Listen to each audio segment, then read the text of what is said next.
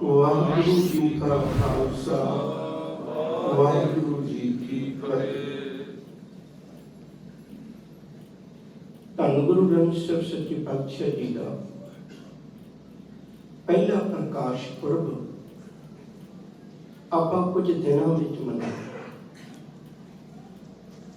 ਇਸੇ ਹੀ ਗੱਲ ਨੂੰ ਲੈ ਕੇ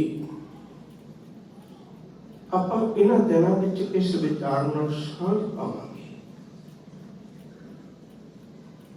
ਸਭ ਤੋਂ ਪਹਿਲੀ ਬੇਨਤੀ ਕਰਾਂ, ਭਾਵੇਂ ਆਪਾਂ ਇਤਿਹਾਸ ਦੇ ਪੰਨਿਆਂ ਤੋਂ 10 ਪਾਤਸ਼ਾਹੀਆਂ ਦਾ ਨਾਮ ਪੜ੍ਹਦੇ ਹਾਂ, ਗੁਰੂ ਨਾਨਕ ਸਾਹਿਬ ਤੋਂ ਲੈ ਕੇ ਗੁਰੂ ਗੋਬਿੰਦ ਸਿੰਘ ਸਾਹਿਬ ਸੱਚੇ ਪਾਤਸ਼ਾਹ ਤੱਕ, ਪਰ ਕਿਸੇ ਵੀ ਗੁਰੂ ਦੇ ਨਾਲ ਜੁਗੋ ਜੁਗ ਅਟੱਲ ਸ਼ਬਦ ਨਹੀਂ ਲੱਗਿਆ। ਜੁਗੋ ਜੁਗ ਅਟੱਲ ਸ਼ਬਦ ਅਸੀਂ ਕੇਵਲ ਗੁਰੂ ਗ੍ਰੰਥ ਸਾਹਿਬ ਨਾਲ ਲਾਉਂਦੇ ਹਾਂ। ਸਪਸ਼ਟ ਹੈ, ਬਾਕੀ ਗੁਰੂ ਸਰੀਰਕ ਤੌਰ ਤੇ ਆਏ, ਸਾਨੂੰ ਇੱਕ ਇਲਾਹੀ ਸੁਨੇਹਾ ਦੇ ਕੇ ਰੱਬੀ ਰਜ਼ਾ ਨੂੰ ਪ੍ਰਵਾਨ ਕਰਦੇ ਹਾਂ। ਸਰੀਰਕ ਤੌਰ ਤੇ ਉਹ ਜੋਤੀ ਜੋਤ ਸਮਾ ਗਏ, ਪਰ ਗੁਰੂ ਗ੍ਰੰਥ ਸਾਹਿਬ ਇਹਨੇ ਸਦੀਵ ਕਾਲ ਰਹਿੰਦੀ ਦੁਨੀਆ ਤੱਕ ਸਾਡੇ ਨਾਲ ਰਹਿਣਾ ਹੈ। ਇਸ ਲਈ ਇਹ ਸ਼ਬਦ ਕੱਲਾ ਗੁਰੂ ਗ੍ਰੰਥ ਸਾਹਿਬ ਨਾਲ ਟੁਕਦਾ ਹੈ। ਮੈਂ ਗੱਲ ਸ਼ੁਰੂ ਕਰਨੀ ਚਾਹੁੰਦਾ। ਸਤਿਗੁਰੂ ਗੁਰੂ ਨਾਨਕ ਸਾਹਿਬ ਜੀ ਨੇ ਆਪਣੇ ਤੋਂ ਪਹਿਲੇ ਸਮਿਆਂ ਦੇ ਹਾਲਾਤ ਨੂੰ ਵੇਖਿਆ। ਦੋ ਗੱਲਾਂ ਸੁਭਾਵਿਕ ਉਕੜ ਕੇ ਸਾਹਮਣੇ ਆਈਆਂ। ਨੰਬਰ 1, ਪਹਿਲੀ ਗੱਲ ਤੇ ਇਹ ਸੀ ਕਿ ਮਨੁੱਖ ਨੂੰ ਸ਼ਬਦ ਦਾ ਹੀ ਪਤਾ ਨਹੀਂ ਸੀ। ਇਹ ਗੱਲ ਪ੍ਰਤੱਖ ਰੂਪ ਚ ਸਾਹਮਣੇ ਆਈ। ਦੂਜੀ ਗੱਲ ਇਹ ਸਾਹਮਣੇ ਆਈ ਵੀ ਜੇ ਸ਼ਬਦ ਕਿਸੇ ਨੇ ਕਹਿਆ ਵੀ ਤੇ ਉਹ ਆਮ ਲੋਕਾਂ ਤੱਕ ਪਹੁੰਚਣ ਨਹੀਂ ਦਿੰਦਾ। ਸ਼ਬਦ ਦੀ ਤਾਂ ਬੜੀ ਵੱਡੀ ਮਹਾਨਤਾ ਸੀ। ਸਭ ਤੋਂ ਪਹਿਲਾਂ ਸ਼ਬਦ ਦੀ ਲੋੜ ਰੱਬ ਨੂੰ ਪਈ ਹੈ, ਪਰਮੇਸ਼ਰ ਨੂੰ ਪਈ ਹੈ। ਗੁਰਬਾਣੀ ਵਿੱਚ ਐਸੇ ਬਚਨ ਆਉਂਦੇ ਨੇ, ਉਤਪਤ ਪਰਲੋ ਸ਼ਬਦੇ ਹੋਵੇ, ਸ਼ਬਦੇ ਹੀ ਫਿਰ ਉਪਤ ਹੋਵੇ। ਕਹਿੰਦੇ ਦੁਨੀਆ ਦੀ ਬਣਤਰ, ਸੰਸਾਰ ਦੀ ਆਰੰਭਤਾ ਰੱਬ ਦੇ ਕਿਸੇ ਬੋਲ ਤੋਂ ਹੈ, ਰੱਬ ਦੇ ਕਿਸੇ ਨਾਦ ਤੋਂ ਹੈ। ਉਹਨੂੰ ਬਿਗ ਬੈਂਗ ਕਹਿ ਲਈਏ, ਉਹਨੂੰ ਕੋਈ ਸ਼ਬਦ ਦੇ ਦਈਏ, ਗੱਲ ਵੱਖਰੀ ਹੈ, ਪਰ ਕਿਸੇ ਆਵਾਜ਼ ਤੋਂ, ਕਿਸੇ ਨਾਦ ਤੋਂ ਦੁਨੀਆ ਦੀ ਸ਼ੁਰੂਆਤ ਹੈ। ਹਰ ਗੁਰੂ ਕਾ ਸਿੱਖ ਇਹ ਸ਼ਬਦ ਪੜ੍ਹਦਾ ਹੈ, ਕੀਤਾ ਪਸਾਓ ਏਕੋ ਕੁਆਓ। ਕੁਆਓ ਦਾ ਅਰਥ ਹੁੰਦਾ ਕੂਣਾ, ਬੋਲਣਾ। ਅੱਜ ਜਿਤਨੀ ਵੀ ਦੁਨੀਆ ਦੀ ਸਮਰੱਥਾ ਆਪਾਂ ਦੇਖਦੇ ਹਾਂ, ਇਹ ਰੱਬੀ ਬੋਲਾਂ ਵਿੱਚੋਂ ਪੈਦਾ ਹੋਈ ਹੈ, ਪਰਮੇਸ਼ਰ ਦੇ ਬੋਲਾਂ ਚੋਂ ਪੈਦਾ ਹੋਈ ਹੈ। ਤਾਂ ਸਭ ਤੋਂ ਪਹਿਲੀ ਲੋੜ ਤਾਂ ਸ਼ਬਦ ਦੀ ਰੱਬ ਨੂੰ ਖੁਦ ਨੂੰ ਪਈ। ਉਹਨੇ ਦੁਨੀਆ ਦੀ ਬਣਤਰ ਵਾਸਤੇ ਕੋਈ ਸ਼ਬਦ ਕਿਹਾ। ਇਹ ਗੱਲ ਵੱਖਰੀ ਹੈ ਵੀ ਬਾਕੀ ਧਰਮਾਂ ਨੇ ਉਹਦੇ ਨਾਂ ਵੀ ਲਏ ਨੇ ਵੀ ਰੱਬ ਨੇ ਪਹਿਲਾ ਸ਼ਬਦ ਕਿਹੜਾ ਕਿਹਾ, ਪਰ ਗੁਰਮਤਿ ਨੇ ਇਸ ਤੋਂ ਅੱਗੇ ਨਹੀਂ ਗੱਲ ਕੀਤੀ। ਸਮਾਂ ਆਇਆ। ਹੁਣ ਇਹ ਕੁਦਰਤੀ ਗੱਲ ਹੈ, ਸੰਸਾਰ ਵਿੱਚ ਤੁਸੀਂ ਆਮ ਦੇਖਦੇ ਹੋਵੋਗੇ, ਜਿਹੜੀ ਚੀਜ਼ ਜਿਸ ਚੀਜ਼ ਦੀ ਬਣੀ ਹੋਈ ਹੈ, ਆਪਾਂ ਕਰੀਬ ਕਰੀਬ ਉਹਨੂੰ ਜੋੜਨ ਵਾਸਤੇ ਉਸੇ ਤਰ੍ਹਾਂ ਦੀ ਚੀਜ਼ ਵਰਤ ਲੈਂਦੇ ਹਾਂ। ਜਿਵੇਂ ਮਿੱਟੀ ਨੂੰ ਮਿੱਟੀ ਨਾਲ ਜੋੜਿਆ ਜਾਂਦਾ ਹੈ, ਅਣਗਿਣਤ ਐਸੀਆਂ ਉਦਾਹਰਨਾਂ ਨੇ। ਰੱਬ ਨੇ ਸ਼ਬਦ ਵਿੱਚੋਂ ਦੁਨੀਆ ਪੈਦਾ ਕਰਕੇ, ਸ਼ਬਦ ਨਾਲ ਸੰਭਾਲ ਕੇ, ਤੇ ਇਹਦੇ ਮੁੜ ਰੱਬ ਨਾਲ ਜੁੜਨ ਵਾਸਤੇ ਤਰੀਕਾ ਵੀ ਸ਼ਬਦ ਹੀ ਵਰਤਿਆ। ਰੱਬ ਨੇ ਸੰਸਾਰ ਦੀ ਝੋਲੀ ਵਿੱਚ ਸ਼ਬਦ ਪਾਏ ਵੀ ਜੇ ਕਿਸੇ ਨੇ ਮੁੜ ਕੇ ਰੱਬ ਨਾਲ ਮਿਲਣਾ ਹੈ ਤੇ ਉਹਨੂੰ ਸ਼ਬਦ ਲੈਣੇ ਪੈਣਗੇ। ਸ਼ਬਦ ਲੈ ਕੇ ਬੜੇ ਪੀਰ ਪੈਗੰਬਰ ਧਰਤੀ ਦੇ ਤਖਤੇ ਤੇ ਆਏ। ਬੜੇ ਧਾਰਮਿਕ ਗ੍ਰੰਥ ਨੇ, ਪਰ ਇੱਕ ਸਵਾਰਥੀ ਲੋਕਾਂ ਨੇ ਮਨੁੱਖ ਨਾਲ ਧੋਖਾ ਕਰ ਲਿਆ। ਥੋੜੀ ਜਿਹੀ ਇਹਦੀ ਵੀ ਕਮਜ਼ੋਰੀ ਸੀ, ਥੋੜਾ ਜਿਹਾ ਉਹਨਾਂ ਨੇ ਧੋਖਾ ਕਰ ਲਿਆ। ਕਮਜ਼ੋਰੀ ਕੀ ਹੈ? ਮਨੁੱਖ ਜਿੰਨਾ ਪ੍ਰਭਾਵਿਤ ਆਕਾਰ ਤੋਂ ਹੈ, ਉਤਨਾ ਪ੍ਰਭਾਵਿਤ ਵਿਚਾਰ ਤੋਂ ਨਹੀਂ ਹੈ। ਤੁਸੀਂ ਅੱਜ ਵੀ ਦੇਖੋ, ਜਿਤਨੀ ਪੂਜਾ ਦੁਨੀਆ ਵਿੱਚ ਲਿਬਾਸ ਦੀ ਹੁੰਦੀ ਹੈ, ਉਤਨੀ ਪੂਜਾ ਉਹਨਾਂ ਦੇ ਦਿੱਤੇ ਹੋਏ ਬੋਲਾਂ ਦੀ ਨਹੀਂ ਹੁੰਦੀ। बड़ियां ऐसियां धार्मिक उदाहरणा ने जो रुतबा हज़रत ईसा मसीह नूं मिलिया है वो बाइबल नूं नहीं मिल सकिया। जो रुतबा हज़रत मुहम्मद साहब दा है, माफ करियो, वो कुराने पाक नूं नहीं मिल सकिया। जो रुतबा कृष्ण जी दा है वो रुतबा गीता नूं नहीं मिल सकिया। अणगिणत ऐसियां उदाहरणा ने गुरु साहब ने ये गल्लां मनुख के जीवन विचों कढियां। पहला काम ये कीता भी तैनूं चाहीदा की है? तैनूं चाहीदा शब्द, शब्द चाहीदा तैनूं। कुछ उदाहरणा दियां। सतगुरु की बाणी का कितना प्यारा निर्मल वचन है। कह लगे जे कोई घर लंबे समय तो बंद पिया है ते उहदे विच किसी ने प्रवेश करना है, हनेरा है, तो सानू की चाहिए? बड़ा सौखा जिहा जवाब है कि सानू दीवा जां कोई लाइट उहदा प्रबंध करना चाहिए, चानण हो जाए, वही घर सुखा भरिया बन जाएगा। नहीं तो उत्थे हनेरा होने करके वही घर मनुख नूं डराउणा लगदा है। सतगुरु कह लगे बिन शब्द अंतर अनेरा, ना वस्त्र है ना चुके फेरा। कबीर शब्द वचन कहते होर भी थोड़ा जिहा सौखा है। अंधियारे दीपक चाहिए, कहते हनेरे विच की चाहिए? हनेरे च सिर्फ दीपा चाहिए। हनेरे की पूजा करने की लोड़ नहीं है भई असीं पूजा करिए हनेरा चला जाए। हनेरे लिए कोई कर्म कांड करने की लोड़ नहीं है भाई असी कोई कर्म कांड करिए, मैं कपड़े उतार के बैठ जावा, मैं सुआह मल के बैठ जावा, मैं भुखा रह के बैठ जावा, मैं घर परिवार नूं त्याग के बैठ जावा, हनेरा दूर हो जाए। इवें नहीं होना। हनेरे लिए की चाहिए? सिर्फ एक सौखी जी गल है, दीवा जगा दिओ। साहब कहते भी तेरे अंदर की अज्ञानता जे दूर करनी है, तेरे अंदर सब कुछ पाया हुआ रब ने। इस शरीर दे विच सारा कुछ है, जो ब्रह्मंड है सोई पिंड है, जो खोजे सो पावे। पर जे तेनू अंदर लभना है तो तेनू की चाहिए? तेनू दीवा चाहिए। हुण अंदर दीवा किहड़ा है? अंदर दीवा है सतगुरु की बाणी का वचन, सतगुर शब्द पुजारो दीपा, बिरसियो अंधकार ते मंदर, रतन कोठड़ी खुली अनूपा। सतगुरु ने साडे अंदर गुरबाणी इस जग में चानण, गुरबाणी का चानण बख्शिश किया। तो पहली गल लोकां नूं जिहड़े आकार की पूजा करन लगे हुए सन, उन्हां नूं सतगुरु ने समझाया भई आकार की पूजा नाल कुछ नहीं बनना, सानू असल विच शब्द नाल अपने जीवन का हनेरा दूर करना चाहिए। पहली गल। दूजी गल, जिन्हां ने यह हनेरा दूर करने की कोशिश की, स्वार्थी लोगों ने इहो जे भरम पा दिते भई आम लोगों तक कोई शब्द नहीं पहुंचण दिते। देखो गुरु नानक साहब तो कितना चिर पहला 1170 विच भगत जयदेव जी का जन्म है, 1173 विच शेख फरीद का जन्म है। कितना समय पहला गुरु नानक साहब तो उन्होंने बाणी है। अमृत बोल गुरु ग्रंथ साहब जो दर्ज ने। 1270 के नेड़े भगत नामदेव जी, करीब इहदे समकाली ने भगत लोचन जी, भगत रामानंद जी, भगत कबीर साहब जी, भगत रविदास जी, ये सारे समकाली ने। किहड़े समय दे ने? पर याद रखियो जे किसी की भी बाणी आम लोगों तक नहीं पहुंचण दित्ती। शेख फरीद दे बोल, जयदेव जी दे बोल, तरलोचन जी दे बोल, नामदेव जी दे बोल, पीपा जी दे बोल, सैन जी दे बोल आम लोगों तक पहुंचण नहीं दिते। ये उपराधा गुरु नानक साहब दा है। उन्होंने कृपा की। पहली गल ये लोड़ महसूस की भी कला मनुख नूं शब्द चाहिए। ये तो आकार मूर्तियां बना के बैठ गया। मूर्तियों विचों तो कदे कुछ नहीं लभना। एक छोटी जी उदाहरण दे दियां। मैनूं आदत है भी मैं उदाहरणा दे दे के गल तुहाडे नाल साझी करदा रहांगा।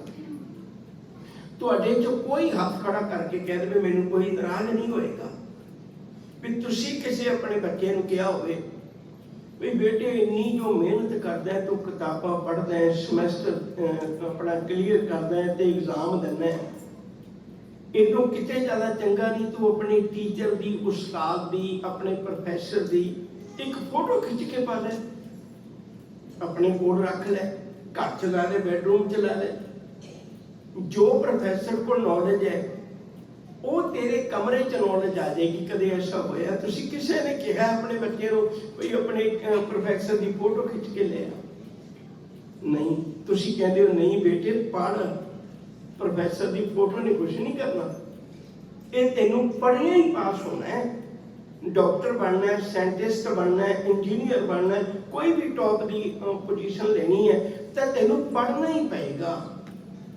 रब जाने असी किवें गल महसूस कर ली भी जे गुरु नानक साहब की नॉलेज लेनी है तो फोटो घर च ला लो।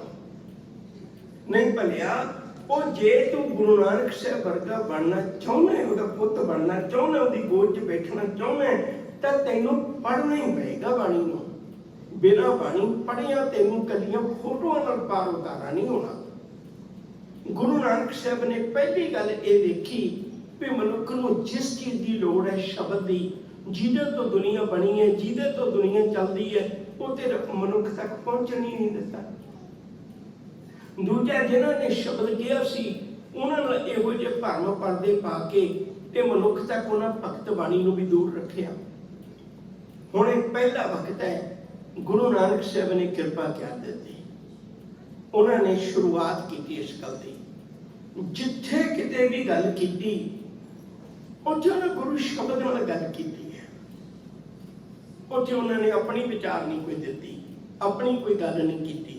हालांकि मुकम्मल गुरु ने, संपूर्ण गुरु ने, जो वैसे भी चर्चा करते तो वैसे भी तो चर्चा तो दूजे बंदे को समझा ही सकते सी, पर नहीं, उन्होंने जदों भी किसी को समझाया तो उन्होंने बकायदा रब के अमृत बोलों नाल समझाया।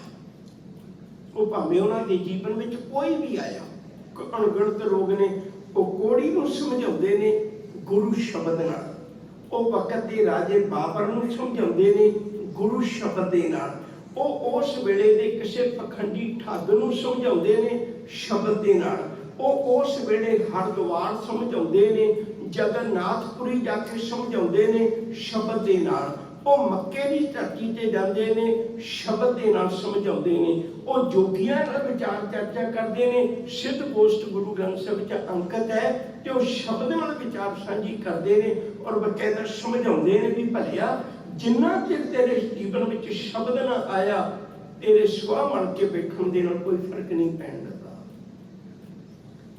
क्योंकि जे मन नूं समझाउणा है, मन केवल विचार नाल समझदा है, गुरु बचन नाल मनदा है। गुरु नानक साहब ने उदासियां कीतियां, प्रचारक दौरे कीते, उहदे दरमियान उन्होंने उन्हां भगतां दी बाणी नूं भी इकत्तर कीता अते अपने वल्लों भी अपने बोल उन्होंने साभ के अपनी पोथी विच लिखे। बड़ी तवज्जो दे के सुनियो जी, गुरु नानक साहब जी की बाणी नूं लिखण वाले 5 गुरु के सिख सन। भाई सिंहा जी, भाई हंसू लोहार जी, ये भाई मनसुख जी, ते नाल गुरु का सिख भाई सैदों के हो अते भाई भगीरथ।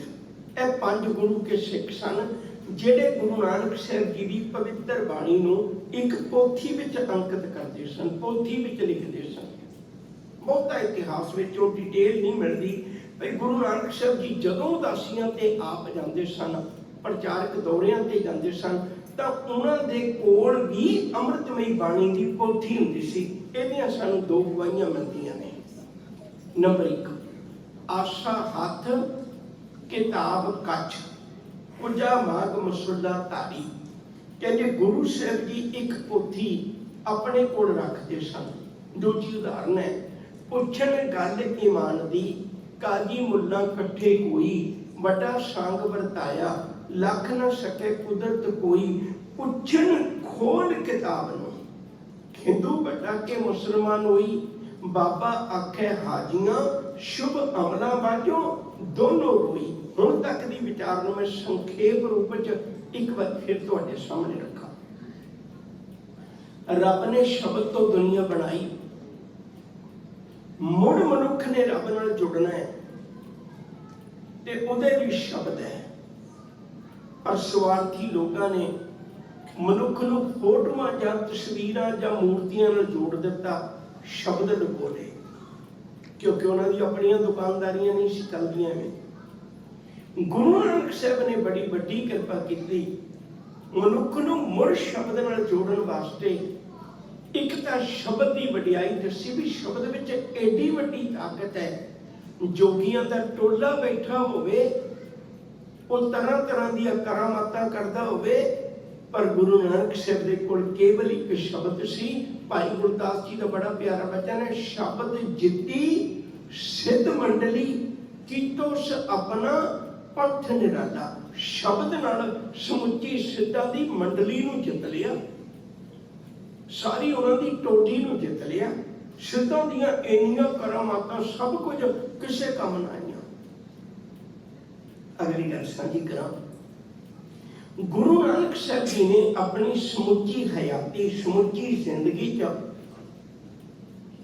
958 ਸ਼ਬਦ ਉਚਾਰੇ। ਬੜੇ ਧਿਆਨ ਵਿੱਚ ਰੱਖਿਓ, 19 ਰਾਗਾਂ ਵਿੱਚ 958 ਸ਼ਬਦ ਗੁਰੂ ਨਾਨਕ ਸਾਹਿਬ ਜੀ ਨੇ ਉਚਾਰੇ, ਜਿਹੜੇ ਅੱਜ ਗੁਰੂ ਗ੍ਰੰਥ ਸਾਹਿਬ ਜੀ ਦੇ ਬਾਣੀ ਵਿੱਚ ਅੰਕਿਤ ਨੇ। ਇੱਕ ਬੇਨਤੀ ਹੋਰ ਕਰਕੇ ਫਿਰ ਅੱਗੇ ਤੁਰਾਂਗਾ। ਇਹ ਕੁਦਰਤੀ ਗੱਲ ਹੈ, ਜਦੋਂ ਕੋਈ ਰੋਗੀ ਬਹੁਤ ਲੰਮੇ ਸਮੇਂ ਦਾ ਰੋਗੀ ਹੋਵੇ, ਫਿਰ ਉਹਦਾ ਇਲਾਜ ਘਰ ਵਿੱਚ ਨਹੀਂ ਕੀਤਾ ਜਾਂਦਾ, ਉਹਨੂੰ ਕਈ ਦਿਨਾਂ ਦਾ ਲੰਮਾ ਇਲਾਜ ਦੇਣ ਦੀ ਲੋੜ ਹੁੰਦੀ ਹੈ।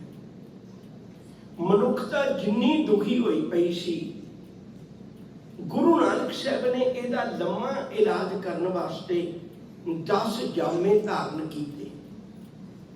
ਇਹਦਾ ਇੱਕ ਜਾਮੇ ਨਾਲ ਨਹੀਂ ਕੁਛ ਵੀ ਬਣਨਾ, ਇਹਦਾ ਇੱਕ ਜਨਮ ਨਾਲ ਕੁਛ ਨਹੀਂ ਬਣਨਾ। ਸੌਖਾ ਕਰਦੇ ਹਾਂ, ਇਹਦੇ ਕੋਲ ਮੈਨੂੰ ਲੰਮਾ ਸਮਾਂ ਰਹਿਣਾ ਪੈਣਾ ਹੈ।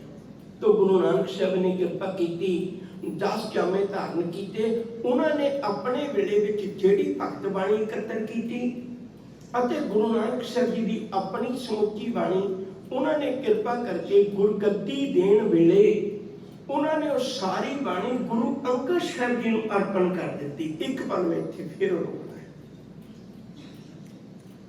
ਬਹੁਤ ਧਿਆਨ ਦੇ ਕੇ ਸੁਣੋ। ਅੱਜ ਤੁਸੀਂ ਕਿਸੇ ਨੂੰ ਵੀ ਪਿਆਰ ਕਰਨ ਵਾਲੇ ਨੂੰ ਦੇਖੋ, ਕੋਈ ਵੀ ਪਿਆਰ ਕਰਨ ਵਾਲਾ ਹੋਵੇ, ਭਾਵੇਂ ਮਾਂ ਪੁੱਤ ਦਾ ਪਿਆਰ ਹੈ, ਪਤੀ ਪਤਨੀ ਦਾ ਪਿਆਰ ਹੈ, ਪਿਓ ਪੁੱਤ ਦਾ ਪਿਆਰ ਹੈ, ਭੈਣ ਭਰਾ ਦਾ ਪਿਆਰ ਹੈ, ਕਿਸੇ ਪਿਆਰ ਨੂੰ ਆਪਣੇ ਦਿਮਾਗ 'ਚ ਰੱਖੋ। ਜਿਹੜਾ ਵੀ ਪਿਆਰਾ ਹੈ ਨਾ, ਉਹਦੀ ਹਰ ਚੀਜ਼ ਪਿਆਰੀ ਲੱਗੇਗੀ। ਮਾਂ ਹੈ, ਉਹਨੂੰ ਆਪਣੇ ਪੁੱਤ ਦੀ ਹਰ ਚੀਜ਼ ਕਿੰਨੀ ਪਿਆਰੀ ਲੱਗਦੀ ਹੈ। ਤੁਸੀਂ ਕਿਸੇ ਦੇ ਘਰ ਜਾ ਕੇ ਬੈਠੋ, ਹਾਲਾਂਕਿ ਉਹ ਬੱਚੇ ਨੂੰ ਭਾਵੇਂ 4 ਸ਼ਬਦ ਆਉਂਦੇ ਹੋਣ, ਉਹ ਜਦੇ ਕਹਿਣ ਲੱਗ ਜਾਏਗੀ ਬੈਠਦਿਆਂ ਸਾਰ, ਬੇਟੇ ਇਹਨਾਂ ਨੂੰ ਭਾਈ ਸਾਹਿਬ ਆਏ ਨੇ, ਮੂਲ ਮੰਤਰ ਪੜ੍ਹ ਕੇ ਸੁਣਾਓ, ਬੇਟੇ ਫਤਿਹ ਬੁਲਾ ਕੇ ਸੁਣਾਓ, ਬੇਟੇ ਸਤਿ ਸ੍ਰੀ ਅਕਾਲ ਕਹਿ। ਉਹ ਮਾਂ ਨੂੰ 2 ਸ਼ਬਦ ਨੇ, ਪਰ ਮਾਂ ਵਾਰ-ਵਾਰ ਕਿਉਂ ਕਹਾਉਂਦੀ ਹੈ? ਕਿਉਂਕਿ ਮਾਂ ਨੂੰ ਆਪਣੇ ਪੁੱਤ ਦੇ ਬੋਲਾਂ ਨਾਲ ਪਿਆਰ ਹੈ। ਮਾਂ ਨੂੰ ਪੁੱਤ ਦੀ ਪੱਗ ਪਈ ਹੋਵੇ, ਇਹ ਨਹੀਂ ਕਿ ਉਹ ਪੱਗ ਰੁਲਦੀ ਦੇਗੀ, ਉਹ ਪੱਗ ਨੂੰ ਸੰਭਾਲ ਲੇਗੀ, ਕਿਉਂਕਿ ਉਹਦੇ ਪੁੱਤ ਦੀ ਪੱਗ ਹੈ, ਉਹਦੀ ਧੀ ਦੀ ਚੁੰਨੀ ਹੈ, ਉਹਦੇ ਧੀ ਦੇ ਕੱਪੜੇ ਨੇ। ਕੋਈ ਸ਼ਬਦ ਲਾ ਲਓ ਜਿਹੜਾ ਤੁਹਾਡੇ ਜੀ ਕਰਦੇ ਦਿਮਾਗ। ਜਿਹੜਾ ਪਿਆਰਾ ਹੈ ਨਾ, ਉਹਦੀ ਹਰ ਚੀਜ਼ ਪਿਆਰੀ ਲੱਗਣ ਲੱਗ ਪੈਂਦੀ ਹੈ। ਹੁਣ ਤੁਸੀਂ ਸੋਚੋ ਭਈ ਗੁਰੂ ਨਾਨਕ ਸਾਹਿਬ ਜੀ ਦੀ ਕਦੀ ਕਦੀ ਚੀਜ਼ ਗੁਰੂ ਅੰਗਦ ਸਾਹਿਬ ਨੂੰ ਕਿੰਨੀ ਪਿਆਰੀ ਹੋਏਗੀ। ਜਿਨ੍ਹਾਂ ਨੇ ਆਖਰਕਾਰ ਗੁਰੂ ਨਾਨਕ ਸਾਹਿਬ ਜੀ ਨੇ ਗੁਰੂ ਅੰਗਦ ਸਾਹਿਬ ਜੀ ਨੂੰ ਆਪਣੀ ਤਖਤ ਤੇ ਬਿਠਾ ਦਿੱਤਾ, ਤੇ ਉਹਨਾਂ ਨੂੰ ਗੁਰੂ ਨਾਨਕ ਸਾਹਿਬ ਜੀ ਦੀ ਕਦੀ ਕਦੀ ਚੀਜ਼ ਕਿੰਨੀ ਪਿਆਰੀ ਹੋਏਗੀ। ਉਹਨਾਂ ਨੂੰ ਉਹਨਾਂ ਦਾ ਜੋੜਾ ਵੀ ਪਿਆਰਾ ਹੋਏਗਾ, ਉਹਨਾਂ ਦੇ ਕੱਪੜੇ ਵੀ ਪਿਆਰੇ ਹੋਣਗੇ, ਉਹਨਾਂ ਦੀ ਦਸਤਾਰ ਵੀ ਬਹੁਤ ਸੋਹਣੀ ਲੱਗਦੀ ਹੋਏਗੀ, ਉਹਨਾਂ ਨੂੰ ਕਦੀ ਕਦੀ ਚੀਜ਼ ਪਿਆਰੀ ਹੋਏਗੀ। ਪਰ ਗੁਰੂ ਅੰਗਦ ਸਾਹਿਬ ਜੀ ਕੋਈ ਚੀਜ਼ ਨਹੀਂ ਲੈ ਕੇ ਆਏ। ਗੁਰੂ ਨਾਨਕ ਸਾਹਿਬ ਦਾ ਜੋੜਾ, ਗੁਰੂ ਨਾਨਕ ਸਾਹਿਬ ਦੀ ਦਸਤਾਰ, ਗੁਰੂ ਨਾਨਕ ਸਾਹਿਬ ਦਾ ਜੋੜਾ, ਇੱਕ ਵੀ ਚੀਜ਼ ਨਾਲ ਨਹੀਂ ਲੈ ਕੇ ਆਏ।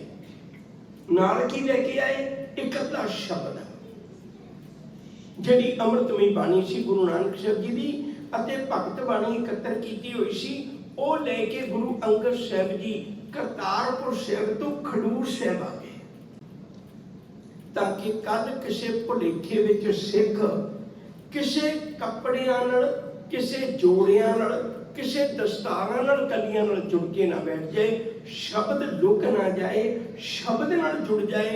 तो गुरु नानक साहब जी ने कृपा की, गुरु अंगद साहब जी ने वचन किए भी तुसी शब्द लेके इथों चले जाओ ते खडूर साहब चले जाओ। गुरु अंगद साहब जी खडूर साहब आ गए। गुरु अंगद साहब जी ने 13 साल गुरगद्दी की सेवा निभाई है और उन्होंने अपने समुचे जीवन में 13 साल के समय 63 श्लोक लिखे ने, ਜਿਹੜੇ ਗੁਰੂ ਗ੍ਰੰਥ ਸਾਹਿਬ ਦੀ ਪਵਿੱਤਰ ਬਾਣੀ ਵਿੱਚ ਅੰਕਿਤ ਨੇ।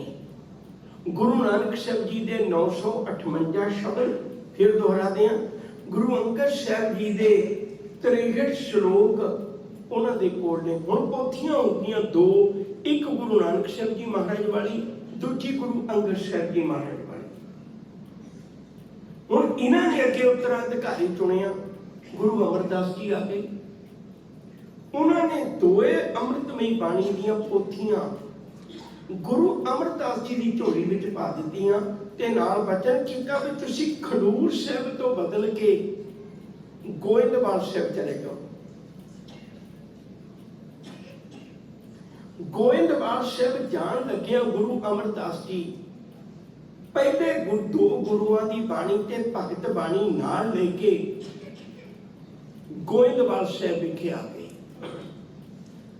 ਹੁਣ याद रखियो जी, गुरु अमरदास जी ने 17 रागां विच, गुरु नानक साहब जी ने 19 रागां च बाणी उचारी सी। गुरु अमरदास जी ने 17 रागां विच 885 शब्द उचारण करके हुण 3 पोथियां बन गईयां। ये तिन्ने पोथियां धन गुरु रामदास साहब सच्चे पातशाह नूं अर्पण कर दित्तियां, उन्हां नूं गुरगद्दी बख्शिश कर दित्ती। गुरु रामदास जी ने भी हुक्म होया भी तुसी इथों की बजाय हुण अमृतसर चले जाओ। गुरु रामदास जी अमृतसर साहिब विखे आ गए। याद रखियो, मैं बेनती करा, हाले तक किसी भी गुरु ने किसी भी गुरु की शरीरक चीज कोई नहीं लियांदी। मैं बार बार दोहरावां, किसी भी गुरु ने किसी भी गुरु का चोला, हजूरिया, दस्तार, जोड़ा कुछ नहीं लिया, केवल गुरु शब्द लिया। हुण गुरु रामदास जी दे वेले ये सारा खजाना उन्होंने कोल है। गुरु रामदास साहब सच्चे पातशाह जी दे वेले उन्होंने कृपा की।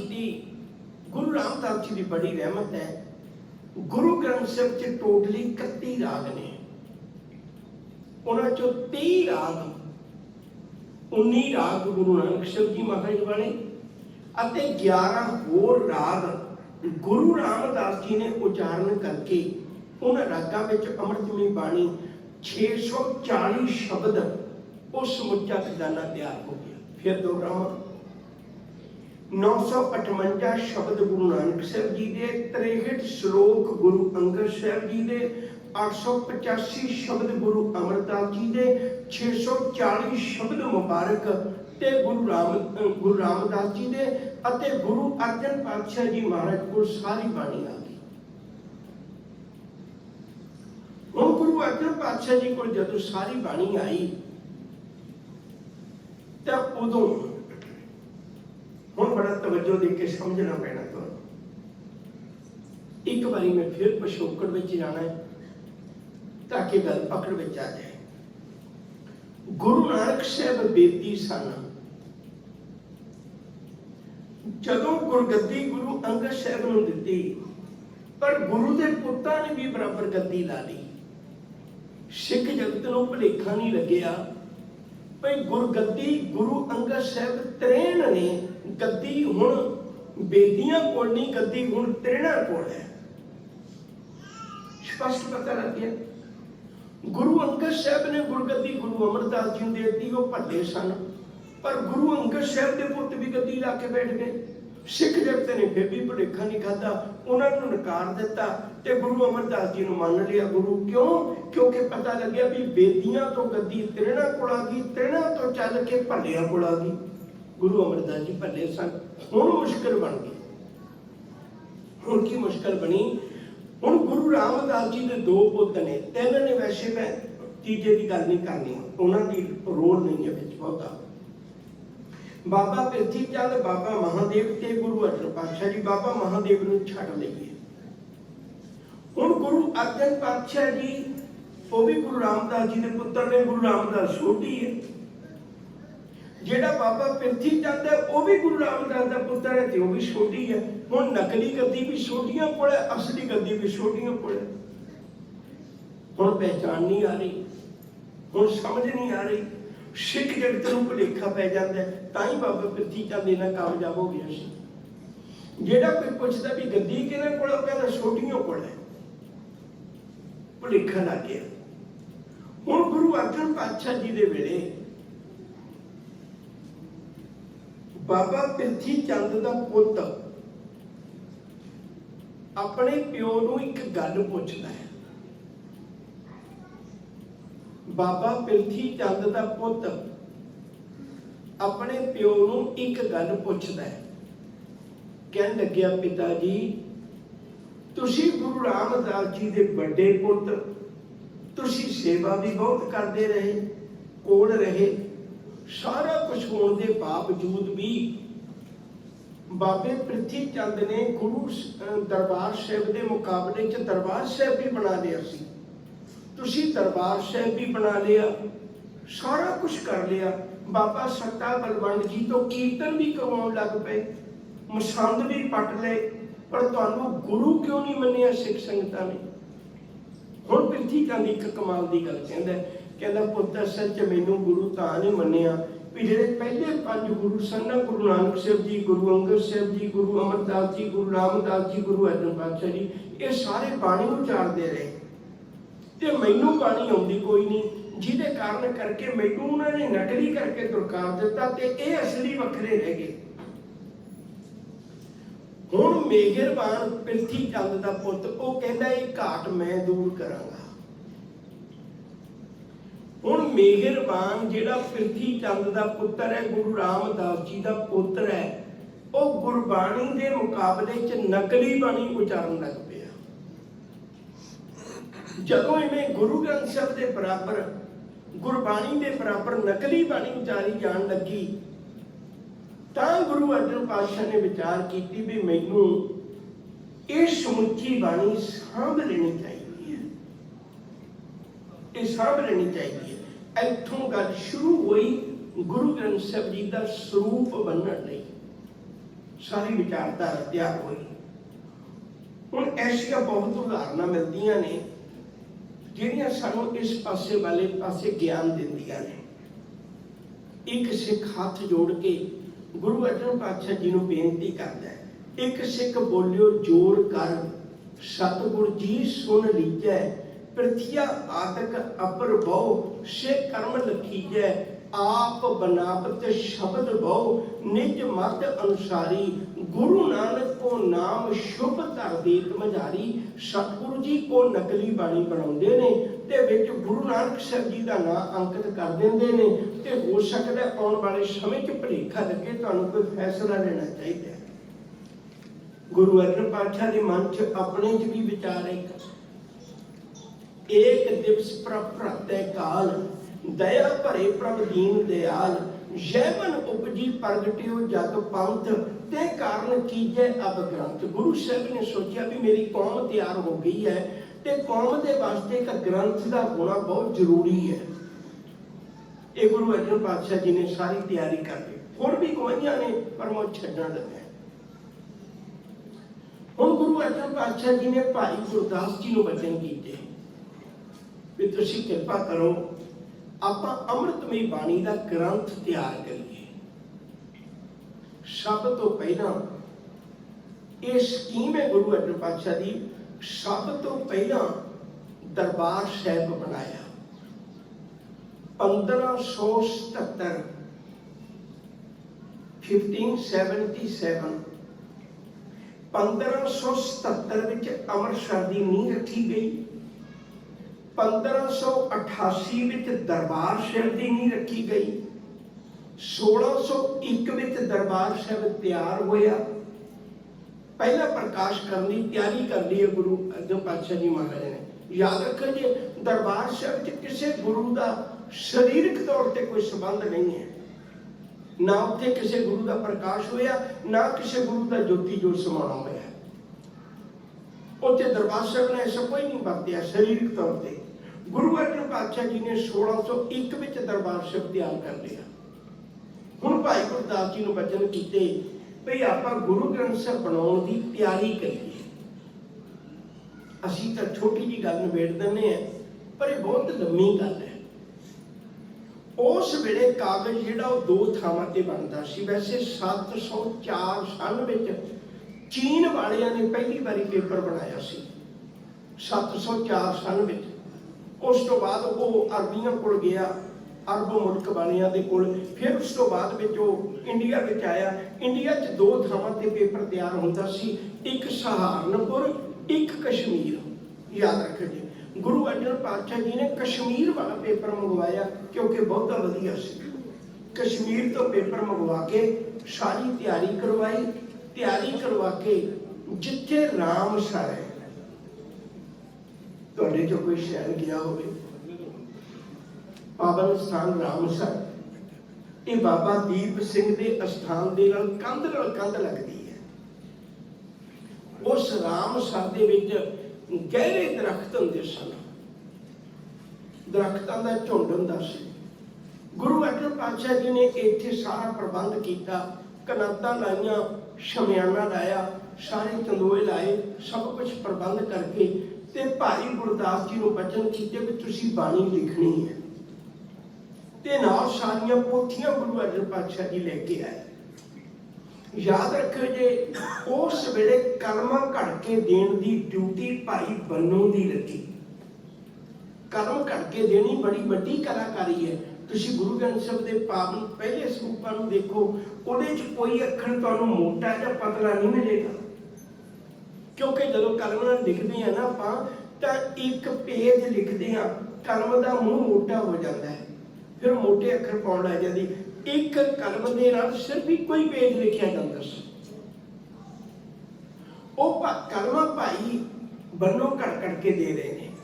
ਤੇ ਯਾਦ ਰੱਖਿਓ, ਸਿਆਹੀ ਵੀ ਅੱਜ ਵਾਂਗੂ ਬਣੀ ਬਣਾਈ ਨਹੀਂ ਸੀ ਮਿਲ ਜਾਂਦੀ, ਸਿਆਹੀ ਵੀ ਬਣਾਉਣੀ ਪੈਂਦੀ ਸੀ। ਪ੍ਰੋਫੈਸਰ ਪਿਆਰਾ ਸਿੰਘ ਪਦਮ ਨੇ ਸਿਆਹੀ ਦੀ ਸਾਰੀ ਵਿਧੀ ਲਿਖੀ ਹੋਈ ਹੈ ਵੀ ਉਸ ਵੇਲੇ ਇੱਕ ਕੁੰਡੇ ਦੇ ਵਿੱਚ ਸੋਨੇ ਦੀ ਪੱਤਰੀ ਰੱਖ ਕੇ, ਤੇ ਵਿੱਚ ਕਾਲਖ ਰੱਖ ਕੇ, ਗੂੰਦ ਪਾ ਕੇ, ਥੋੜਾ ਜਿਹਾ ਤੇਲ ਪਾ ਕੇ, ਤੇ ਨੀਲਾ ਥੋਥਾ ਪਾ ਕੇ, ਇਤਿਆਦਿ ਕਈ ਚੀਜ਼ਾਂ ਵਿੱਚ ਪਾ ਕੇ ਉਹਨੂੰ ਨਿੰਮ ਦੇ ਛੋਟੇ ਨਾਲ ਘੋਟਿਆ ਜਾਂਦਾ ਸੀ।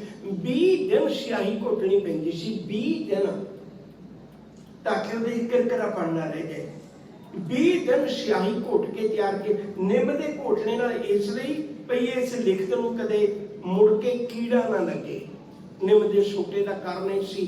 ਤੇ ਉਹ ਵਿੱਚ ਸੋਨੇ ਦੀ ਪੱਤਰੀ ਇਸ ਲਈ ਪਾਈ ਜਾਂਦੀ ਸੀ ਤਾਂ ਕਿ ਬੰਦਾ ਥੋੜੀ ਜਿਹੀ ਰੋਸ਼ਨੀ 'ਚ ਵੀ ਪੜ੍ਹੇ ਤੇ ਉਹਨੂੰ ਅੱਖਰ ਚਮਕਵੇਂ ਦਿਸਣ, ਉਹਨੂੰ ਪੜ੍ਹਨਾ ਸੌਖਾ ਹੋਵੇ। ਅੱਜ ਵਰਗੀ ਲਾਈਟ ਦਾ ਪ੍ਰਬੰਧ ਨਹੀਂ ਸੀ ਹੁੰਦਾ। ਸਾਰਾ ਕੁਝ ਤਿਆਰ ਕਰਕੇ ਗੁਰੂ ਅਰਜਨ ਪਾਤਸ਼ਾਹ ਜੀ ਨੇ 1601 ਵਿੱਚ ਭਾਈ ਗੁਰਦਾਸ ਜੀ ਦੇ ਨਾਲ ਇਹ ਅੰਮ੍ਰਿਤਮਈ ਬਾਣੀ ਲਿਖਣੀ ਸ਼ੁਰੂ ਕੀਤੀ। ਲਿਖਦੇ ਆ ਕਰੀਬ ਇਹਨੂੰ 3 ਸਾਲ ਲੱਗੇ। 1604 ਵਿੱਚ ਜਾ ਕੇ ਅਗਸਤ ਦੇ ਮਹੀਨੇ ਸਮੁੱਚੀ ਬਾਣੀ ਲਿਖੀ ਗਈ।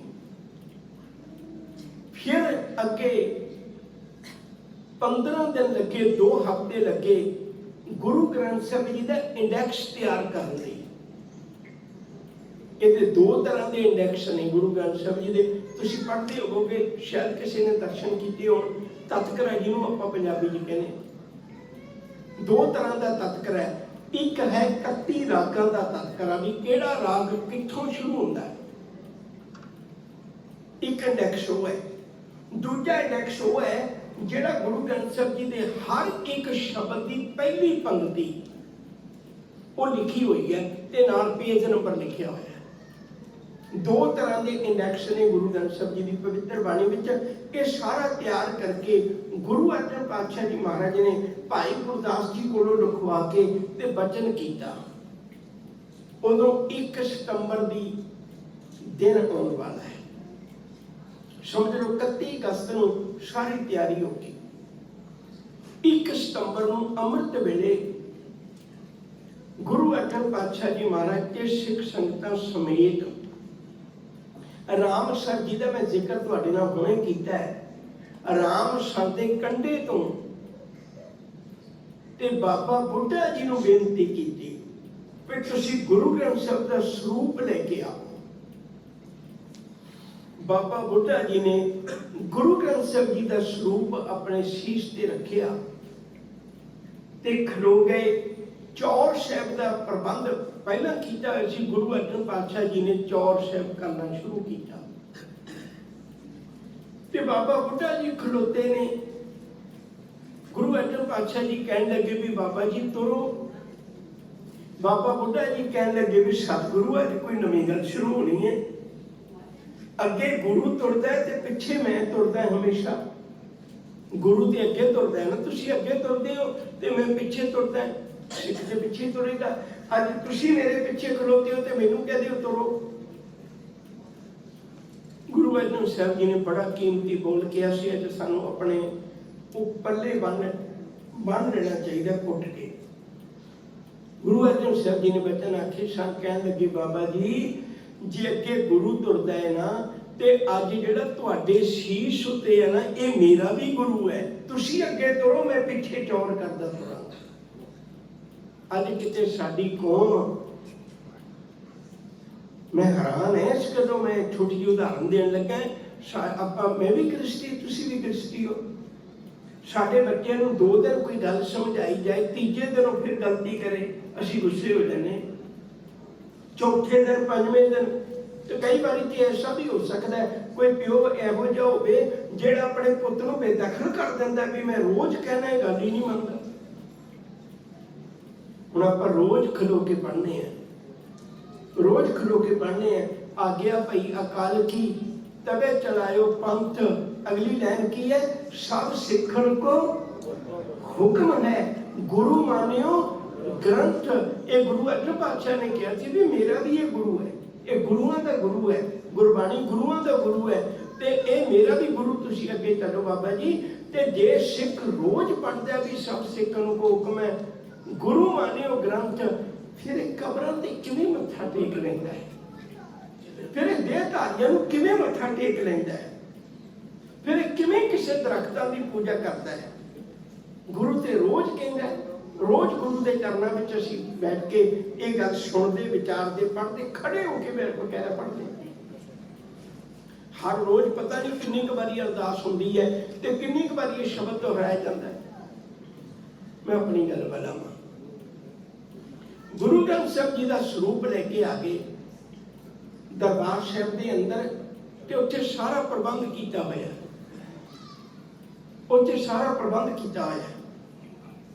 बड़े प्यारे बोल ने, भूम सैन सब तहां बराजे। भूम सैन सारे धरती ते बैठ गए। भूम सैन सब तहां बराजे। गुरु अर्जन पातशाह ने कोई गद्दा नहीं लाया भई अगे मैं तख्त ते बैठदा है ते अज मेरे लिए कोई स्पैशल तख्त लाओ। असीं सुखासन वेले दा जिक्र ते करदे हैं पर दरबार साहब दे प्रकाश वेले दा जिक्र नहीं करते। याद रखियो गुरु अर्जन पातशाह जी ने प्रकाश वेले ही अपना आसन वखरा कर दिया सी। संगतां विच बैठे हुए ने सतगुरु जी। ओम सैन सब तहां बराजे, गुरु ग्रंथ मंजी पर साजे। गुरु ग्रंथ साहब जी नूं मंजी ते प्रकाश किया गया ते बाकी गुरु अर्जन पातशाह जी संगतां दे नाल समेत थल्ले दरियां ते बैठे ते बाबा बुढ़ा जी नूं बचन कीते, बुढ़ा साहब खोलो ग्रंथ, लेहो आवाज, सुने सब पंथ, अदब संग ग्रंथ तब खोला, ले आवाज, बुढ़ा मुख बोला, सूही महला पंजवा। संतां के कारज आप खलोया, हर काम करावन आया राम, धरत सुहावी ताल सुहावा, विच अमृत जल छाया राम। आने वाले दिनों च गल करांगा, हुण ते छोटा जिहा इशारा ही देना चाहुंदा।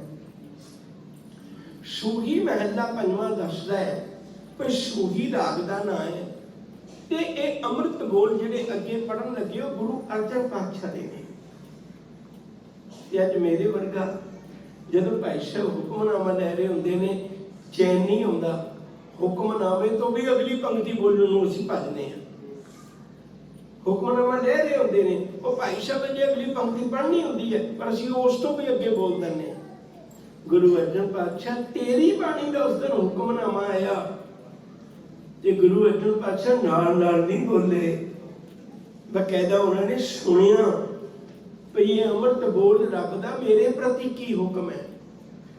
उन्होंने अदब सत्कार नाल सुनिया। सारी दिहाड़ी सिख संगतां ने दर्शन किए गुरु दे। एक गल विचों कहना चाहुंदा, फिर अगे गल दोहरांगे, बड़ी पकड़ विच रखियो। हुण सारी बाणी भाई गुरदास जी ने लिखी, सारे गुरुआं दी पोथियां विचों बाणी जिहड़ी है वो भाई गुरदास जी ने लिखी है। ते जिस भाई गुरदास जी ने अखर अखर बाणी दा लिखिया है, फिर उन्होंने क्यों नहीं कहा कि तुसीं प्रकाश करो ते हुक्मनामा लो। देखो बाबे बुढ़े की कोई लिखत साडे कोल नहीं है, भाई गुरदास जी दी लिखतां भी साडे कोल ने, उन्हां दी वारां उन्हां दे कविते साडे कोल ने लिखे हुए, कोई चंगे लिखारी ने। ते बाबे बुढ़े तो कोई लिखत भी नहीं है साडे कोल। जिन्हें एडे प्यार नाल लिखिया होवे 3 साल ला के, आने वाले दिनों च कच्ची बाणी ते पक्की बाणी की मैं गल तुहाडे नाल साझी करांगा, सच्ची बाणी दी। ते उसने जिन्हें एक शब्द पछाण लिया होवे भी सच्ची बाणी दा ते कच्ची बाणी दा, उन्होंने क्यों नहीं कहा भी तुसीं हुक्मनामा ले लो? नहीं, 2 कारण ने, समझ के चलिए। पहला कारण, जदों भी किसी गुरु का पहला प्रकाश होया ते उहदी अरदास बाबे बुढ़े ने की है। जदों गुरु अंगद साहब जी को गुरगद्दी दी गई, उदों भी अरदास बाबा बुढ़ा कर रहे हैं। जदों गुरगद्दी गुरु अंगद साहब जी ने गुरु अमरदास जी को दी, उदों भी अरदास बाबा बुढ़ा कर रहे हैं। जदों गुरु अमरदास जी ने गुरु रामदास जी को गुरगद्दी दी, उदों भी अरदास गुरगद्दी देने की रस्म समूची बाबा बुढ़ा जी निभा रहे हैं ते अरदास कर रहे हैं।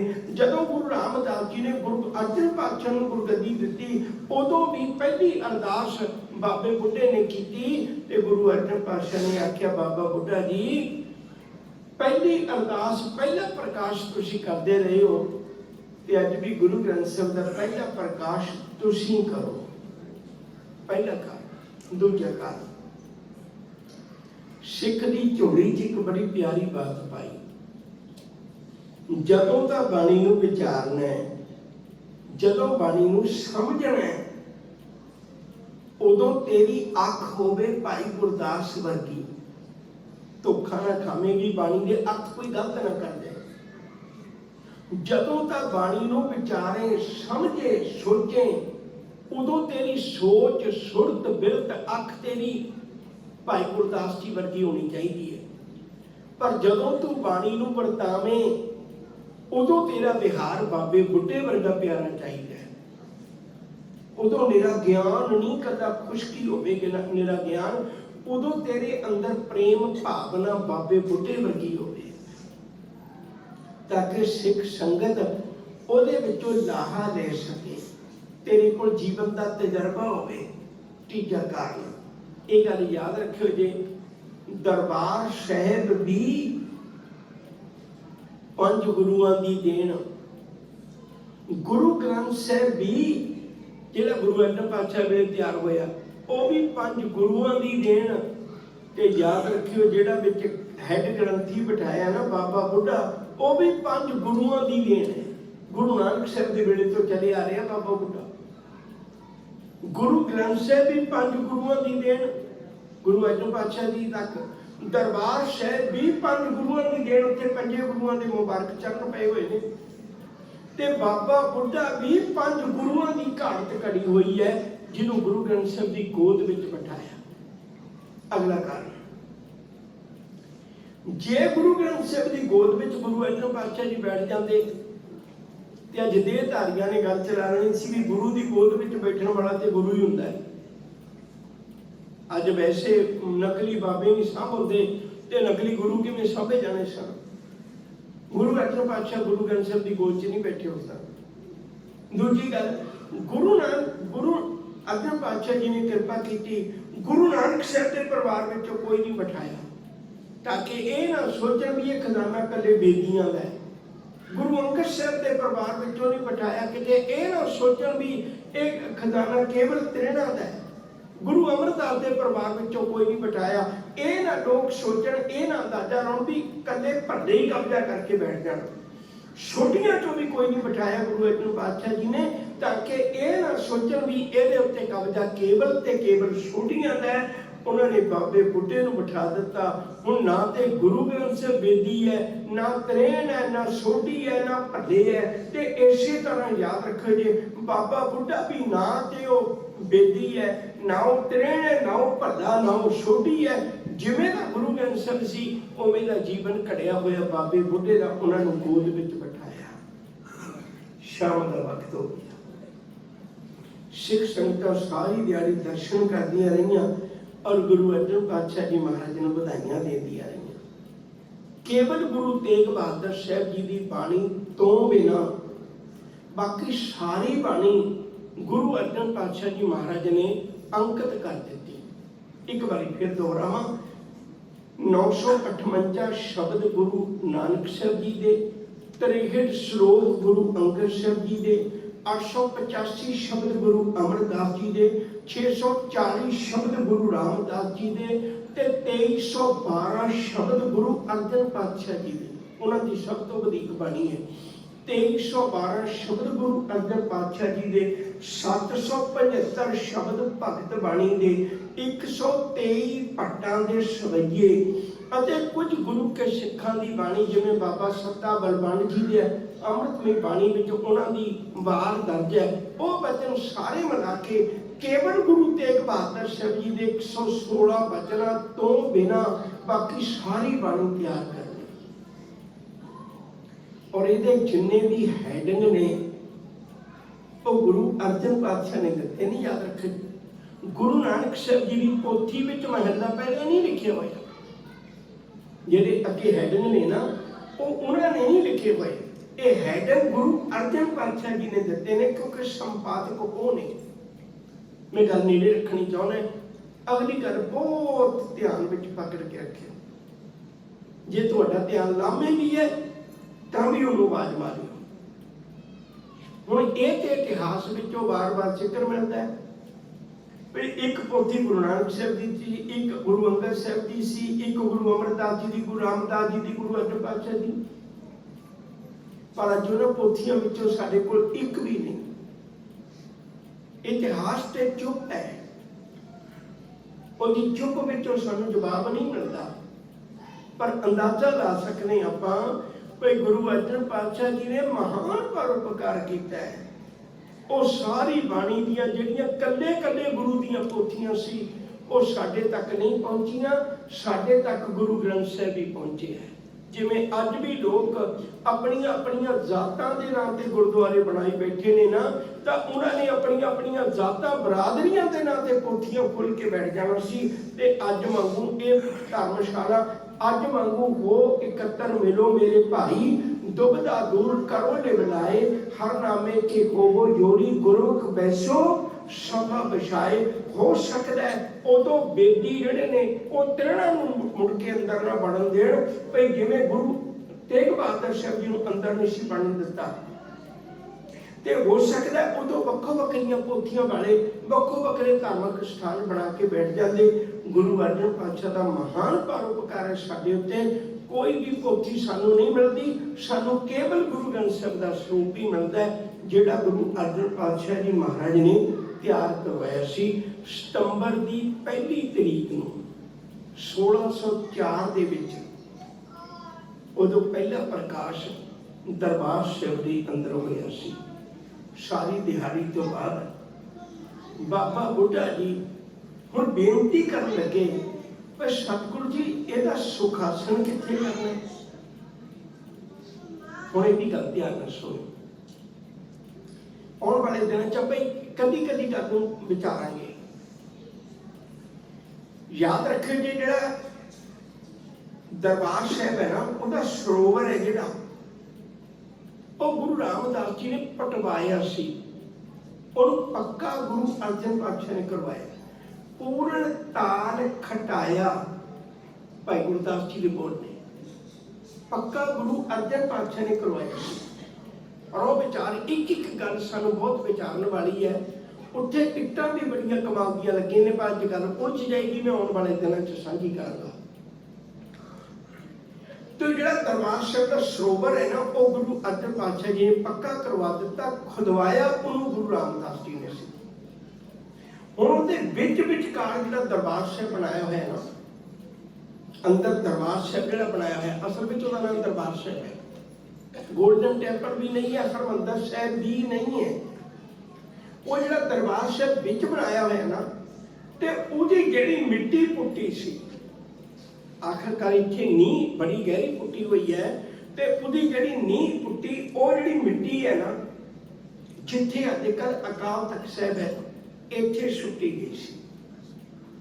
ਤੇ ਦਰਬਾਰ ਸਾਹਿਬ ਦੀ ਮਿੱਟੀ ਲਈ ਉੱਥੇ ਇੱਕ ਕੋਠਾ ਬਣਾਇਆ ਗਿਆ। ਜਦੋਂ ਕੋਠਾ ਬਣਿਆ, ਉਹ ਕੋਠਾ ਵੀ ਨਾਲ ਤਿਆਰ ਕਰਵਾ ਲਿਆ ਗਿਆ ਸੀ, ਕਿਉਂਕਿ ਦਰਬਾਰ ਸਾਹਿਬ ਪਹਿਲਾਂ ਬਣ ਗਿਆ ਸੀ, 1601 ਵਿੱਚ ਤਿਆਰ ਹੋ ਗਿਆ। ਉਹ ਕੋਠਾ ਵੀ ਪਹਿਲਾਂ ਬਣ ਗਿਆ। ਕਿੰਨਾ ਵੱਡਾ ਮਹਾਨ ਪਰਉਪਕਾਰ ਗੁਰੂ ਅਰਜਨ ਪਾਤਸ਼ਾਹ ਜੀ ਦਾ। ਉਹ ਪੋਥੀਆਂ ਲੈ ਕੇ ਹਰ ਰੋਜ਼ ਰਾਮਸਰ ਦੇ ਕੰਢੇ ਤੋਂ ਰਾਤ ਨੂੰ ਉਸ ਕੋਠਾ ਸਾਹਿਬ ਦੇ ਵਿੱਚ ਆ ਜਾਂਦੇ ਨੇ। ਸਤਿਗੁਰੂ ਇੱਕ ਦਿਨ ਵੀ ਆਪਣੇ ਘਰ ਨਹੀਂ ਗਏ, ਇੱਕ ਦਿਨ ਵੀ ਆਪਣੇ ਘਰ ਨਹੀਂ ਗਏ ਰਾਤ ਨੂੰ, ਵੀ ਕਿਤੇ ਕੋਈ ਇਸ ਬਾਣੀ ਦੇ ਪੰਨਿਆਂ ਵਿੱਚ, ਕੋਈ ਬਾਣੀ ਦੇ ਇਹਨਾਂ ਅੰਕਾਂ ਵਿੱਚ ਕੋਈ ਤਬਦੀਲੀ ਨਾ ਕਰਦੇ। ਹਰ ਰੋਜ਼ ਉਸ ਕੋਠਾ ਸਾਹਿਬ ਦੇ ਵਿੱਚ ਸਤਿਗੁਰੂ ਸਮੁੱਚੀਆਂ ਪੋਥੀਆਂ ਲੈ ਕੇ ਜਿੰਨੇ ਅੰਕ ਲਿਖੇ ਜਾਂਦੇ ਨੇ, ਉਹਨੂੰ ਵੀ ਨਾਲ ਰੱਖ ਕੇ ਉੱਥੇ ਹੀ ਰੋਜ਼ ਰਹਿੰਦੇ ਨੇ। ਤੇ ਗੁਰੂ ਅਰਜਨ ਪਾਤਸ਼ਾਹ ਜੀ ਨੂੰ ਪੁੱਛਿਆ ਵੀ ਇਹਦਾ ਸੁਖਾਸਨ ਕਿੱਥੇ ਕਰੀਏ? ਇੱਕੋ ਹੀ ਤਖਤ ਹੈ ਜਿੱਥੇ ਦੋ ਸਥਾਨ ਨੇ। ਕੇਸਗੜ੍ਹ ਸਾਹਿਬ, ਉਹ ਕਹਿੰਦਾ ਕੇਸਗੜ੍ਹ ਸਾਹਿਬ ਹੈ, ਪਰ ਕੱਲ ਅਕਾਲ ਤਖਤ ਸਾਹਿਬ ਹੈ ਜਿੱਥੇ ਦੋ ਸਥਾਨ ਨੇ। ਇੱਕੋ ਅਕਾਲ ਤਖਤ ਹੈ, ਇੱਕੋ ਦੇ ਅੰਦਰ ਕੋਠਾ ਸਾਹਿਬ ਹੈ ਜਿੱਥੇ ਸੁਖਾਸਨ ਹੁੰਦਾ ਹੈ। ਉਹ ਕੋਠਾ ਸਾਹਿਬ ਹੈ। ਉੱਥੇ ਗੁਰੂ ਅਰਜਨ ਪਾਤਸ਼ਾਹ ਜੀ ਨੂੰ ਪੁੱਛਿਆ ਵੀ ਇਹਦਾ ਸੁਖਾਸਨ ਕਿੱਥੇ ਕਰੀਏ? ਗੁਰੂ ਅਰਜਨ ਸਾਹਿਬ ਜੀ ਨੇ ਕਿਰਪਾ ਕੀਤੀ, ਕਹਿਣ ਲੱਗੇ ਬਾਬਾ ਜੀ ਸਾਰੀ ਤਿਆਰੀ ਕਰੀ ਹੋਈ ਹੈ, ਤੇ ਇਹਨਾਂ ਦਾ ਸੁਖਾਸਨ ਜਿਹੜਾ ਗੁਰੂ ਗ੍ਰੰਥ ਸਾਹਿਬ ਮਹਾਰਾਜ ਜੀ ਦਾ, ਉਹ ਕੋਠਾ ਸਾਹਿਬ ਦੇ ਵਿੱਚ ਹੀ ਕਰਨਾ। ਕਹਿਣ ਲੱਗੇ ਗੁਰੂ ਅਰਜਨ ਸਾਹਿਬ ਜੀ, ਤੇ ਅੱਗੇ ਪੋਥੀਆਂ ਤੇ ਤੁਹਾਡਾ ਆਸਣ ਨਾਲ ਹੁੰਦਾ ਸੀ, ਹੁਣ ਵੱਡਾ ਪਲੰਘਾ ਰੱਖ ਦਿੱਤਾ ਗਿਆ, ਤੁਹਾਡਾ ਆਸਣ ਹੁਣ ਕਿੱਥੇ ਲਾਈਏ? ਉੱਥੇ ਦੂਜਾ ਪਲੰਘਾ ਨਹੀਂ ਲੱਗਣਾ, ਕੋਠਾ ਛੋਟਾ ਹੈ। ਸਭ ਕਹਿੰਦੇ ਮੇਰੇ ਵਾਸਤੇ ਪਲੰਘਾ ਨਹੀਂ ਲਾਉਣਾ। ਫਿਰ ਸਤਿਗੁਰੂ ਕੋਈ ਗੱਦਾ ਵਿਛਾਈਏ? ਕਹਿਣ ਲੱਗੇ ਮੇਰੇ ਵਾਸਤੇ ਗੱਦਾ ਵੀ ਨਹੀਂ ਵਿਛਾਉਣਾ। ਫਿਰ ਕੀ ਕਰੀਏ? ਤੁਹਾਡਾ ਆਸਣ? ਸਭ ਕਹਿੰਦੇ ਮੇਰਾ ਆਸਣ ਉੱਥੇ ਲਾ ਦਿਓ, ਪਰ ਥੱਲੇ ਇੱਕ ਚਾਦਰ ਵਿਛਾ ਦਿਓ। ਅੱਜ ਵੀ ਤੁਸੀਂ ਅਕਾਲ ਤਖਤ ਸਾਹਿਬ ਜਾਵੋ, ਕੋਠਾ ਸਾਹਿਬ ਦਰਸ਼ਨ ਕਰਿਓ ਜਾ ਕੇ, ਜਿੱਥੇ ਸਵੇਰੇ ਅੰਮ੍ਰਿਤ ਵੇਲੇ ਉੱਥੋਂ ਗੁਰੂ ਗ੍ਰੰਥ ਸਾਹਿਬ ਸਰੂਪ ਲੈ ਕੇ ਆਉਂਦੇ ਨੇ ਸਿੰਘ ਸਾਹਿਬਾਨ। ਉਹ ਕੋਠਾ ਸਾਹਿਬ, ਉੱਥੇ ਤੁਸੀਂ ਅੱਜ ਵੀ ਦੇਖਿਓ, ਅੱਜ ਵੀ ਇੱਕ ਚਾਦਰ ਵਿਛੀ ਹੋਈ ਹੁੰਦੀ ਹੈ। ਰੱਬ ਜਾਣੇ ਜਿਹੜੀ ਰਵਾਇਤ ਸਿੱਖਾਂ ਨੇ ਅੱਜ ਤੱਕ ਸਾਂਭ ਕੇ ਰੱਖੀ ਹੋਈ, ਉੱਥੇ ਚਾਦਰ ਵਿਛਦੀ ਹੈ ਗੁਰੂ ਅਰਜਨ ਪਾਤਸ਼ਾਹ ਲਈ। ਤੇ ਉਸ ਰਵਾਇਤ ਕੋਲੋਂ ਇਹ ਸਿੱਖਿਆ ਨਹੀਂ ਲੈ ਸਕੇ ਵੀ ਗੁਰੂ ਗ੍ਰੰਥ ਸਾਹਿਬ ਦੇ ਬਰਾਬਰ ਅਗਰ ਕੋਈ ਗੱਦਾ ਲਾ ਕੇ ਬੈਠਦਾ ਸੀ, ਟੋਕ ਸਕੀਏ ਵੀ ਜੇ ਦਰਬਾਰ ਸਾਹਿਬ ਦੇ ਅੰਦਰ, ਅਕਾਲ ਤਖਤ ਸਾਹਿਬ ਦੇ ਅੰਦਰ ਗੁਰੂ ਅਰਜਨ ਪਾਤਸ਼ਾਹ ਦੀ ਚਾਦਰ ਵਿਛ ਸਕਦੀ ਹੈ, ਤੇ ਅਜੋਕੇ ਕਿਸੇ ਬਾਬੇ ਦੀ ਚਾਦਰ ਕਿਉਂ ਨਹੀਂ ਵਿਛ ਸਕਦੀ? ਉਹਦੇ ਲਈ ਗੱਦਾ ਕਿਉਂ ਲੱਗੇ? ਗੁਰੂ ਗ੍ਰੰਥ ਸਾਹਿਬ ਦੀ ਬਰਾਬਰਤਾ ਕੋਈ ਵੀ ਨਹੀਂ ਕਰ ਸਕਦਾ। ਸਾਹਿਬ ਮੇਰਾ ਏਕੋ ਹੈ ਭਾਈ ਏਕੋ ਹੈ। ਗੁਰੂ ਗ੍ਰੰਥ ਸਾਹਿਬ ਦਾ ਸਰੂਪ ਫਿਰ ਦਰਬਾਰ ਸਾਹਿਬ ਤੋਂ ਅੱਗੇ ਕਰਤਾਰਪੁਰ ਕਿਵੇਂ ਜਾਂਦਾ ਹੈ, ਕਰਤਾਰਪੁਰੀ ਬੀੜ ਕਿਵੇਂ ਬਣਦਾ ਹੈ, इस तो अगले ਜਿਹੜਾ ਇਤਿਹਾਸ ਹੈ ਜਿੰਨਾ ਉਹ ਆਉਣ ਵਾਲੇ ਦਿਨਾਂ 'ਚ ਤੁਹਾਡੇ ਨਾਲ ਸਾਂਝਾ ਕਰਾਂਗਾ। ਆ ਕੱਚੀ ਬਾਣੀ ਪੱਕੀ ਬਾਣੀ ਕਿਵੇਂ ਹੋਈ, 6ਵੇਂ ਪਾਤਸ਼ਾਹ 7ਵੇਂ ਪਾਤਸ਼ਾਹ ਤੇ 8ਵੇਂ ਪਾਤਸ਼ਾਹ ਨੇ ਬਾਣੀ ਕਿਉਂ ਨਹੀਂ ਉਚਾਰੀ, ਇਹ ਸਾਰੀਆਂ ਗੱਲਾਂ ਆਪਾਂ ਆਉਣ ਵਾਲੇ ਦਿਨਾਂ 'ਚ ਕਰਾਂਗੇ। ਅੱਜ ਇੰਨਾ ਹੀ ਸਮੇਂ ਨੇ ਜਿੰਨਾ ਬਖਸ਼ਿਸ਼ ਕੀਤਾ ਸੀ ਉਹਦਾ ਪੰਨ ਮੁਕਾ ਲਿਆ ਕਿ ਆਪਾਂ ਇੱਥੇ ਸਮਾਪਤੀ ਕਰਨੀ ਹੈ। ਇੱਕ ਬੇਨਤੀ ਕਰਕੇ ਸਮਾਪਤੀ ਕਰਾਂਗਾ। ਪਹਿਲਾਂ ਕਾਫੀ ਲੰਮਾ ਸਮਾਂ ਹੋ ਗਿਆ ਇੱਥੇ ਹੀ ਇਸੇ ਗੁਰੂ ਘਰ ਦੇ ਵਿੱਚ ਬਾਬਾ ਬੰਦਾ ਸਿੰਘ ਬਹਾਦਰ ਦੀ ਕਥਾ ਕੀਤੀ ਸੀ ਤੇ ਉਹ ਰਿਕਾਰਡਿੰਗ ਹੋਈ ਸੀ। ਮੈਨੂੰ ਆਸ ਹੈ ਵੀ ਮੈਂ ਜਿਸ ਵੀ ਏਅਰਪੋਰਟ ਤੇ ਜਾ ਕੇ ਉਤਰਦਾ, ਕਿਸੇ ਵੀ ਦੇਸ਼ ਦਾ ਏਅਰਪੋਰਟ ਹੋਵੇ, ਜਿੱਥੇ ਵੀ ਜਾ ਕੇ ਮੈਂ ਉਤਰਦਾ ਤੇ ਉੱਥੇ ਮੈਨੂੰ ਲੈ ਕੇ ਆਉਣ ਵਾਲਾ ਇਹ ਗੱਲ ਛੇੜ ਹੀ ਲੈਂਦਾ ਜੀ ਮੈਂ ਇਤਿਹਾਸ ਦੀ OCD ਸੁਣੀ ਹੋਈ ਹੈ। ਮੈਨੂੰ ਬੜਾ ਸਕੂਨ ਮਿਲਦਾ। ਕਰੀਬ ਕਰੀਬ ਬਹੁਤੇ ਟਰੱਕਾਂ ਵਾਲੇ ਮੇਰੇ ਪੁੱਤਾਂ ਨੇ ਜਾਂ ਮੇਰੇ ਵੀਰਾਂ ਨੇ ਉਹ ਸੁਣੀ ਹੋਈ ਹੈ, ਉਹ ਇਸੇ ਗੁਰੂ ਘਰ ਦੀ ਰਿਕਾਰਡਿੰਗ ਹੋਈ ਹੈ। ਉਦੋਂ ਵੀ ਮੈਨੂੰ ਸਿੱਖ ਸੰਗਤਾਂ ਕਹਿੰਦੀਆਂ ਸੀ ਵੀ ਤੂੰ ਇੰਨੀ ਜੋ ਔਖੀ ਕੱਟਦਾ, ਤੂੰ ਸਿੱਧੀ ਕਿਤਾਬ ਪੜ੍ਹ ਕੇ ਸੁਣਾ ਦਿਆ ਕਰ। ਉਦੋਂ ਮੈਨੂੰ ਕਥਾ ਕਰਨ ਲੱਗਿਆ ਲੋਕ ਇਹੋ ਜਿਹੀਆਂ ਗੱਲਾਂ ਕਰਦੇ ਸਨ ਵੀ ਤੂੰ ਇੰਨੀ ਜੋ ਲੋਕਾਂ ਦੀਆਂ ਉਦਾਹਰਨਾਂ ਦਿੰਦਾ, ਤੂੰ ਸਿੱਧੀ ਕਿਤਾਬ ਪੜ੍ਹ ਕੇ ਸੁਣਾ ਦਿਆ ਕਰ। ਪਰ ਮੈਂ ਉਹਨਾਂ ਦੀਆਂ ਗੱਲਾਂ ਨੂੰ ਅਣਗੌਲਿਆ ਕਰਕੇ ਉਦੋਂ ਇਹ ਕਥਾ ਕੀਤੀ ਤੇ ਅੱਜ ਪਤਾ ਨਹੀਂ ਕਿੰਨੇ ਸਿੱਖ ਸੰਗਤਾਂ ਦੇ ਦਿਲਾਂ ਦੇ ਬੂਹਿਆਂ ਨੂੰ ਖੜਕਾਉਂਦੀ। ਖਾਸ ਕਰਕੇ ਜਿਹੜੇ ਲੋਕ ਅੱਜ ਦਿੱਲੀ 'ਚ ਬੈਠੇ ਜਾਂ ਸਿੱਖੀ ਦੇ ਵਿਰੋਧੀ ਸਿੱਖ ਇਤਿਹਾਸ ਵਿੱਚ ਰਲਾ ਪਾਉਣਾ ਚਾਹੁੰਦੇ ਨੇ, ਉਹ ਕਿਸੇ ਵੇਲੇ ਦੀ ਕਸਵੱਟੀ ਬਣੇਗਾ। ਲੋਕ ਪਹਿਚਾਣ ਲਿਆ ਕਰਨਗੇ ਵੀ ਨਹੀਂ ਆ ਵਿੱਚ ਰਲਾ ਹੈ। ਅੱਜ ਮੈਂ ਤੁਹਾਡੇ ਚਰਨਾਂ 'ਚ ਫਿਰ ਬੇਨਤੀ ਕਰਨਾ ਵੀ ਅਚਾਨਕ ਇਹੋ ਜਿਹਾ ਮੋੜ ਫਿਰ ਬਣ ਗਿਆ। ਆਉਣ ਵਾਲੇ ਦਿਨਾਂ 'ਚ ਆਪਾਂ ਗੁਰੂ ਗ੍ਰੰਥ ਸਾਹਿਬ ਦੀ ਇਵੇਂ ਦੀ ਹੀ ਕਥਾ ਕਰਨੀ ਹੈ ਤਾਂ ਕਿ ਇੱਕ ਇੱਕ ਗੱਲ ਆਪਾਂ ਰਿਕਾਰਡਿੰਗ ਵਿੱਚ ਸਾਂਭ ਕੇ ਰੱਖ ਲਈਏ। ਕੋਈ ਕੱਲ ਗੁਰੂ ਗ੍ਰੰਥ ਸਾਹਿਬ ਦੇ ਵਿੱਚ ਦਖਲ ਅੰਦਾਜ਼ੀ ਕਰਨੀ ਚਾਹਵੇ ਤੇ ਉਹਨੂੰ ਜਗ੍ਹਾ ਨਾ ਮਿਲੇ, ਉਹਨੂੰ ਪਤਾ ਹੋਵੇ ਵੀ ਸਿੱਖ ਨੇ ਸਭ ਕੁਝ ਸੁਣਿਆ ਹੋਇਆ ਤੇ ਵਿਚਾਰਿਆ ਹੋਇਆ। ਭੁੱਲਾਂ ਚੁੱਕਾਂ ਦੀ ਖਿਮਾ ਅਦਬ ਸਤਿਕਾਰ ਨਾਲ ਆਖੋ ਜੀ ਵਾਹਿਗੁਰੂ ਜੀ ਕਾ ਖਾਲਸਾ ਵਾਹਿਗੁਰੂ